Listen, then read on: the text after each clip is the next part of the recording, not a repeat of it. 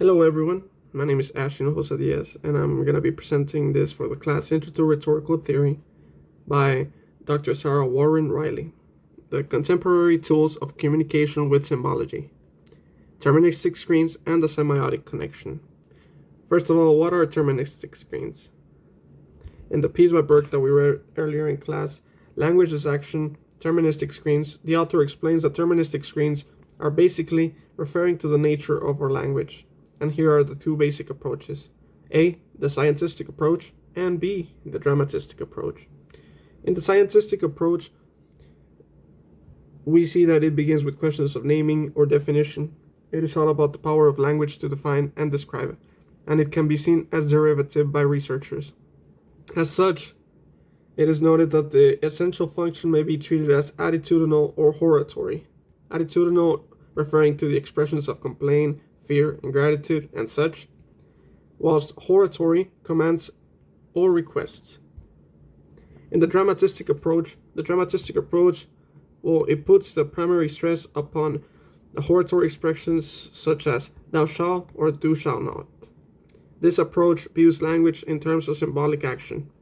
It's exercised about the necessarily suasive nature of even the most unemotional scientific nomenclatures. But wait, what are semiotics? It was actually in the title. So semiotics, in a nutshell, is the study of symbols. There are five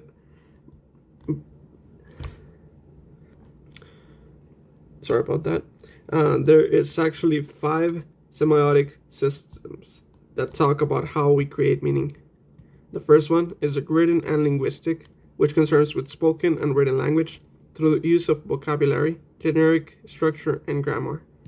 The second is the visual, still and moving images, use of color, saliency, page layouts, vectors, viewpoint, screen formats, visual symbols, shot framing, subject, distance, and angle camera movement, and such subject movement.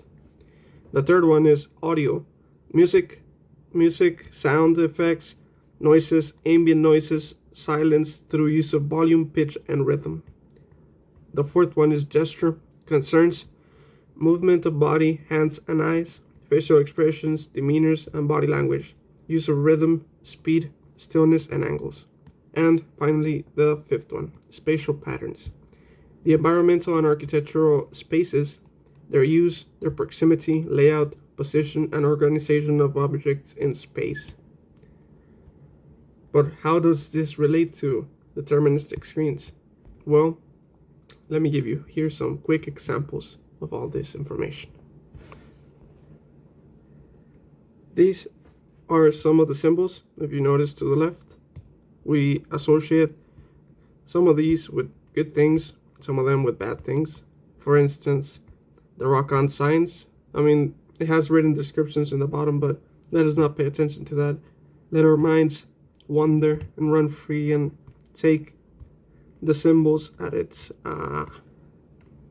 basic nature. Next, to the right, we see more contemporary approaches to symbology. By this I mean, of course, emojis and emoticons that we use when we're texting with family, friends, bosses, you name it. They're so universal and easy to understand. Whilst making this presentation, I deeply wondered, close enough to rumination, that what is the use of language? Like, what the hell do we use it for, actually? And it is to communicate ideas, dreams, thoughts. Basically, I'm naming the same things over and over, but the use of language is to communicate with others.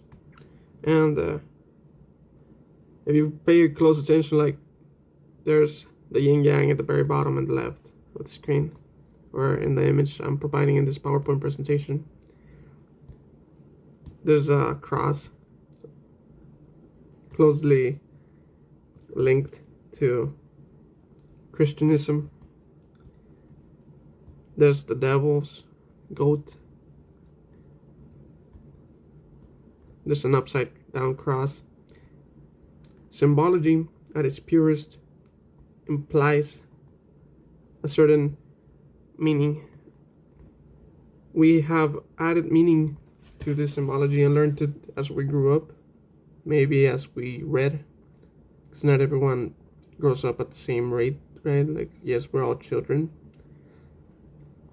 but the goal of some of these is to imply positions of power, of difference in culture, differences overall. And I thought it's very fascinating how we can use this as a rhetorical framework to not necessarily divide ourselves, but to classify ourselves. It's like if we were to start thinking of the linguistic approach, which, by the way, semiotics is part of linguistic approaches and theories. It's a whole school of thought on its own. And I was thinking along the lines of, wouldn't it be fair if we think or quickly contemplate how people are now like citing or putting their pronouns in their social medias, like he, she, it, them, they. You know, that's another linguistic approach that has the set goal of representing the individual, the group, the community, to set them apart or to acknowledge that they are aware of what they are. Back to the PowerPoint slide, I would like to point our attention a little bit at the final image on the bottom right. It's divided in half with things that are hot right now and things that are not. And I thought it was funny how in our culture and many other cultures, like the internet has made it so that everything is connected. People comment eggplants and peaches and crazy emoticons just to show their emotion or what they're feeling or thinking about, whether it be naughty or serious. In conclusion, or my conclusion at least, to the rhetorics of this world is that rhetorics encompasses all use of language. As a matter of fact, all types of language iterations can be used to craft rhetorical arguments, and knowledge of this one simple fact has the ability to empower societies at large. How so, though? Well, let me give you one last quick example.